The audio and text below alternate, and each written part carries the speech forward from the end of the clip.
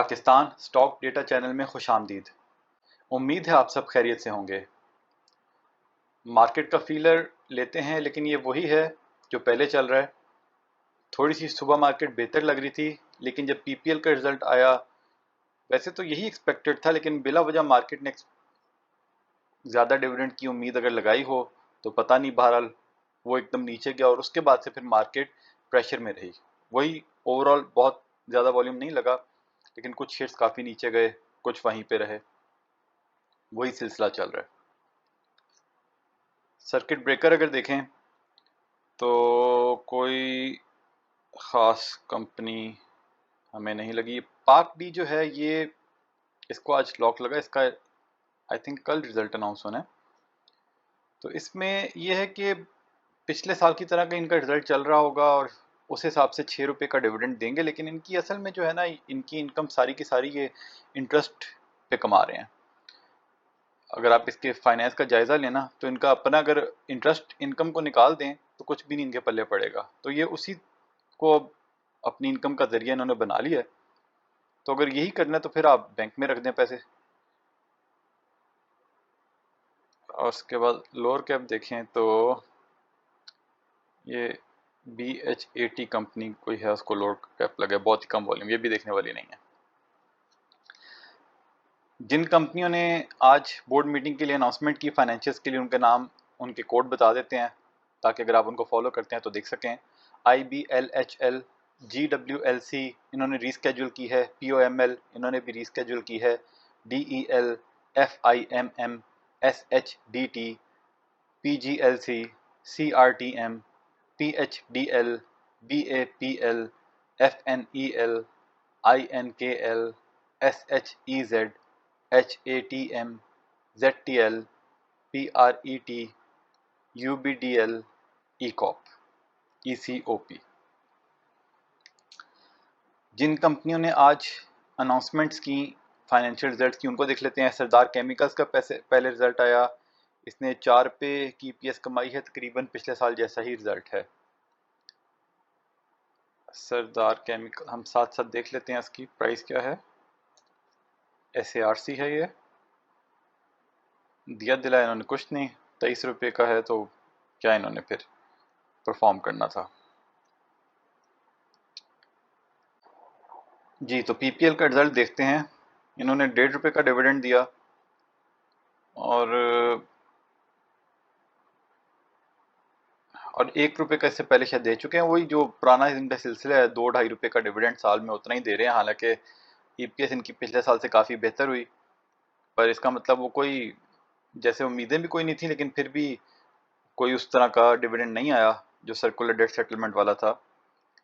और उसके बाद इसमें ज़ाहिर बात है प्रेशर रहा और ये तकरीबन 2-3 रुपये नीचे क्लोज हुआ है। अगर इसकी EPS देखें 36 रुपये है, लेकिन अगर हम इसको पिछले क्वार्टर्स की देखें, 3 क्वार्टर्स में तकरीबन 30 रुपये की EPS थी, उस हिसाब से इस क्वार्टर में कम हुई है। फिर भी सर्कुलर डेट कभी ना कभी तो सेटल होगा, लॉन्ग टर्म के हिसाब से ठीक है। बहरहाल हमने इसमें इस टाइम पे कोई एंट्री नहीं ली हुई थी, और ये जब तक वो सर्कुलर डेट सेटलमेंट की बात नहीं होती तब तक ये काफ़ी ज़्यादा नीचे भी जा सकता है, वापस अपने जहाँ से शुरू हुआ था वहाँ तक जा सकता है। और इसी तरह अगर इसमें नहीं आया तो OGDC भी फिर 1-2 रुपये का ही डिविडेंड देगा इस हिसाब से। अच्छा जी, इत्तेहाद केमिकल्स, इन्होंने 1.25 रुपये का डिविडेंड दिया और 3 रुपये का डिविडेंड। ये तकरीबन हर क्वार्टर पे इस साल इन्होंने 1-1 रुपये का डिविडेंड दिया है, इस दफ़ा 1.25 रुपये का दिया है। अगर रिजल्ट देखें तो रिजल्ट तो इनका पिछले साल के मुकाबले में बहुत अच्छा है, 18 रुपये हो गया है, लेकिन उस हिसाब से डिविडेंड कोई इतना अच्छा नहीं है।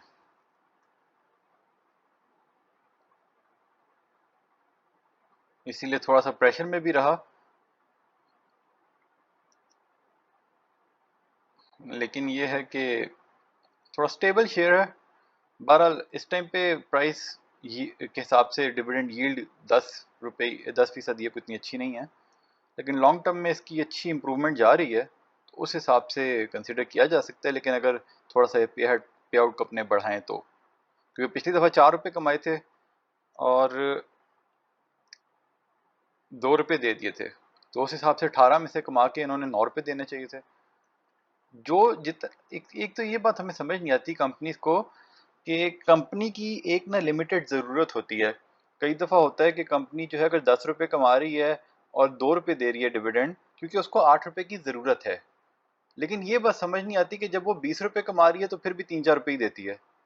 वो जो फालतू पैसा आया है या तो बताएं शेयर होल्डर्स को कि भाई उनको किस लिए चाहिए, वरना वो फालतू पैसे में से शेयर होल्डर्स को अच्छा पैसा दें। लेकिन ये बस पाकिस्तान में कुछ ऐसे ही हिसाब किताब है, तो इनका कोई पूछने वाला तो है नहीं इनसे।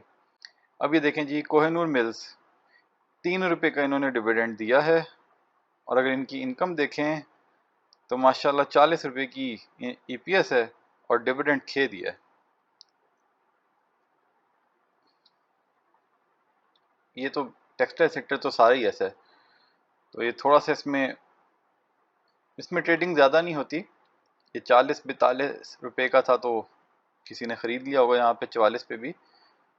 लेकिन वही बात है कि ईपीएस इसकी काफ़ी बेहतर हुई है, लेकिन क्योंकि डिविडेंड नहीं देते तो हमें ऐसे शेयर्स पसंद नहीं है। कोई वक्त ऐसा आता है स्टॉक मार्केट में कि डिफरेंट किस्म के शेयर्स चल रहे होते हैं। इस वक्त वो सिलसिला चल रहा है जहाँ पे सिर्फ डिविडेंड यील्ड वाले शेयर्स की ज़्यादा मांग हो रही है। जनरली वो ज़्यादा चल रहे हैं, बाकी इतने नहीं चल रहे। फिर हो सकता है 6 महीने बाद, साल बाद कोई ऐसा वक्त आएगा जब डिविडेंड, जो बड़े प्लेयर्स हैं उन्होंने डिविडेंड वाले शेयर्स में से पैसा कमाना छोड़ दिया होगा, और वो जो है पैसा कमाना शुरू करेंगे ऐसे शेयर्स में से जो अच्छी ईपीएस देते हैं चाहे डिविडेंड ना दें। तो वो अंदाज़ा करना होगा कि वो वक्त कौन सा है, तो फिर ऐसे शेयर्स में ट्रेड उस टाइम पे की जा सकेगी, या कर रिस्क लिया जा सकता है जिनकी बुक वैल्यू अच्छी है, जिनकी ईपीएस बहुत अच्छी है, चाहे वो डिविडेंड नहीं देते। और फिर जब उनका दिल करेगा तो फिर ऐसे शेयर्स को चलाएंगे जो बिल्कुल ही फारिग हैं। तो वो इस टाइम पे लेकिन स्टॉक मार्केट का जो, जिसे कहते हैं ना, नब्ज इस तरह चल रही है कि ज़्यादा शेयर्स वही चल रहे हैं जिनकी डिविडेंड यील्ड अच्छी है, बल्कि वो भी प्रेशर में है, लेकिन जब चलने होते हैं तो उन्हीं से ज़्यादा उम्मीद है। वैसे इसके इस कंपनी के ना हम एक रिजल्ट्स का एक दफ़ा जायज़ा भी ले लेते हैं। अगर देखें 19 में 14 था, 20 में कम हुआ, 21 में कम हुआ, 22 में अच्छा हुआ और 23 में काफ़ी अच्छा हुआ है। तो उस हिसाब से शेयर तो अच्छा है। सेल्स भी अच्छी हुई हैं पिछले साल से, ग्रॉस प्रॉफिट भी काफ़ी ज़्यादा बढ़ गया है। कॉस्ट, जाहिर बात है, थोड़ा सा रेवेन्यू ज़्यादा होगा तो कॉस्ट तो बढ़ेगी, लेकिन अल्टीमेटली अगर उसके मुकाबले पे प्रॉफिट ज़्यादा हो रहा है तो वो ज़्यादा अच्छी बात है। तो प्रॉफिट भी इनका बढ़ा है, लेकिन फाइनेंस कॉस्ट भी काफ़ी बढ़ गई है। या तो ये जो पैसे इनसे अपने फाइनेंस कॉस्ट, वो लोन्स रीपे कर देना, वो भी नहीं करते, वो भी चला ही रखते हैं। पता नहीं ये लोग क्या करते हैं। अच्छा, अगर इसका क्वार्टरली रिजल्ट का जायज़ा लें तो 8 रुपये पहले, फिर 6 रुपये 14 हो गए, फिर 13 रुपये 27 हो गए, और यानी कि Q3 जैसा ही रिजल्ट आया है। उस हिसाब से अच्छा है, और अगर इसी तरह चलता रहे तो 50 से ऊपर की ईपीएस अगले साल हो सकती है। वैसे टेक्सटाइल सेक्टर तो प्रेशर में है, लेकिन अगर इसने इस टाइम पे भी ऐसा परफॉर्म किया है तो आगे भी हो सकता है ये ऐसे ही परफॉर्म करता रहे, क्योंकि ऑलरेडी टेक्सटाइल सेक्टर तो 1 साल से प्रेशर में है। लेकिन ये उन कंपनियों में से है जिसकी ईपीएस बढ़ी है पिछले साल के मुकाबले में। तो उस हिसाब से इस शेयर पे नज़र रखी जा सकती है, लेकिन इसमें वॉल्यूम बहुत ही कम लगते हैं। सिर्फ लॉन्ग टर्म का कोई सोचना चाहता है सोचे, फ्री फ्लोट भी काफ़ी कम है, उस हिसाब से अच्छा है। अगर इसको 5 साल का जायज़ा लें तो ये 5 साल में इसका जो है, इसका हाई तो इसने जो है ना 58 तक लगाया हुआ है, लेकिन लो में ये 26 तक भी गया हुआ है। फिर भी ये है कि लॉन्ग टर्म में इसके बारे में सोचा जा सकता है, लेकिन इन्वेस्टमेंट के पॉइंट ऑफ व्यू से जिनको बहुत जल्दी डिविडेंड भी नहीं चाहिए, और अगर यहाँ से नीचे चला गया तो किसी को उसकी टेंशन भी ना हो। अच्छा, टॉम सीएल जो है उसको आज जो है उसमें बहुत प्रेशर रहा, क्योंकि एक खबर आ गई, वो पता नहीं खबर हमने तो कहीं नहीं देखी, वो ग्रुप्स में सर्कुलेट हो रही थी कि यूएई ने बैन लगा दिया कोई कुछ अरसे के लिए गोश्त इंपोर्ट पे पाकिस्तान से। तो ये एक्सपोर्ट्स करते हैं, पीछे भी इन्होंने कहा था कि इनको एक्सपोर्ट का कॉन्ट्रैक्ट मिला है जिससे 6 महीने में इनका रेवेन्यू अच्छा होगा। तो अगर तो ये खबर सच्ची है तो उसकी वजह से प्रेशर तो है, लेकिन ये हमें नहीं लगता कि ये कोई बहुत लंबे अरसे तक बैन होगा, कुछ अरसे के लिए लगाया होगा, बहरहाल हमें इसकी कोई तफसील नहीं पता। और इसके जब नीचे आया है, लॉक के पास आ गया है, तो वहाँ पे इसमें काफ़ी बाइंग भी हुई है, लेकिन फिर भी प्रेशर में है अभी। अभी देखें कल अगर तो वो खबर गलत निकलती है तो कल ऊपर आ जाएगा, अगर खबर सही भी होती है फिर भी कुछ दिन हो सकता है प्रेशर में, लेकिन फिर ये ऊपर आएगा। क्योंकि ये जो है इसकी हमने पहले असेसमेंट एक दफ़ा कर चुके हैं कि इसका फ्यूचर बेहतर लग रहा है काफ़ी, और इसकी अच्छी चल रही है एपीएस। डिविडेंड तो उतना नहीं देते, बोनस वोनस देते हैं, लेकिन ये अच्छा शेयर बज़ाहिर लग रहा है लॉन्ग टर्म के लिए। तो हमारे पास भी थोड़ा पड़ा है, और जब नीचे आया था तो हमने थोड़ा ख़रीदा ही है, हमने वो नीचे सेल नहीं किया। लेकिन इसमें हम ज़्यादा नहीं करते, क्योंकि हम जैसे हम आपको पता ही है कि हम ज़्यादा डिविडेंड बेस्ड शेयर्स में करते हैं। बाकी जो हमें थोड़े से लॉन्ग टर्म के लिए थोड़े बेहतर लगे या शॉर्ट टर्म ट्रेड के लिए कई दफ़ा हम उसका बताते भी नहीं हैं, वो ऐसी बहुत थोड़े बहुत 5-6 हज़ार, 2-3 हज़ार, 1-2 हज़ार इस तरह के करके लेते हैं। तो ये इसमें हमारा मतलब हमें लॉन्ग टर्म के लिए वैसे ठीक लगता है।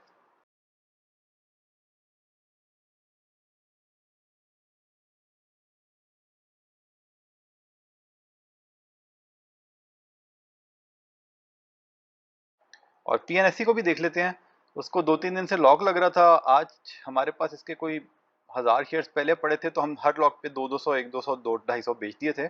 तो आज हमारे पास 500 पड़े थे। सुबह ही उठे जब मार्केट खुली तो ऐसा लग रहा था, हालांकि ज़्यादा वॉल्यूम नहीं आए थे, लेकिन लग रहा था कि कुछ इसमें आज प्रेशर महसूस हो रहा है, तो हमने वहाँ पे निकाल दिए, तो काफ़ी नीचे आ गया।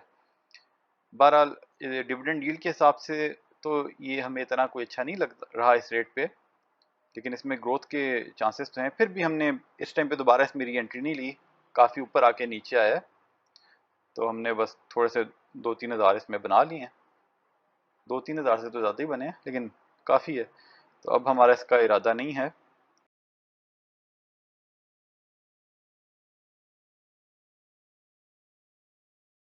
और SHSML को देख लें तो अभी तक तो ये आज 200 पे चला गया, आहिस्ता आहिस्ता करके ऊपर जा रहा है, तो अभी तक तो अच्छा ही चल रहा है। देखें आगे क्या होता है।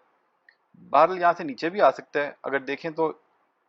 टेक्निकल लोगों की लैंग्वेज वैसे तो, टेक्निकल आपको पता है हमें को इतने पसंद नहीं है, पाकिस्तान की मार्केट में वो इतने सही चलते भी नहीं है, लेकिन फिर भी अगर यहाँ से टेक्निकल, और वैसे भी जिन शेयर्स में वॉल्यूम बहुत कम लगते हैं उसमें तो टेक्निकल बिल्कुल ही नहीं चलते। वो टेक्निकल तो चलते ही तब हैं जब वॉल्यूम्स को देख के वो उसकी बाइंग सेलिंग का वो डिटरमिन किया जाए। लेकिन फिर भी अगर टेक्निकल हिसाब से बाहिर देखें भी, तो ये देखें अप ट्रेंड में ही चला आ रहा है, और ये इसने अपने पिछले हाई को ब्रेक कर दिया है। बहुत सारे टेक्निकल एनालिस्ट कहेंगे जी ये इसका ब्रेकआउट हो गया है, और उस टेक्निकल लैंग्वेज में ब्रेकआउट होने के बाद शेयर कहीं भी जा सकता है, और ये भी हो सकता है ब्रेकआउट करने के बाद फिर नीचे ही आना शुरू कर दे। लेकिन ये है कि ये इसको अपने हाई से ऊपर निकल गया है। तो देखें हमारा वैसे तो इसमें इरादा यही है कि इसके दिसंबर तक इसको रखेंगे, और आज भी हमने 200-300 ऐसे शेयर्स बेचे इसके, क्योंकि थोड़े हमारे पास मुनासिब शेयर्स हैं। थोड़ा थोड़ा ऊपर जाता है तो हम 1-200 बेच देते हैं, हम यही स्ट्रेटेजी रखेंगे।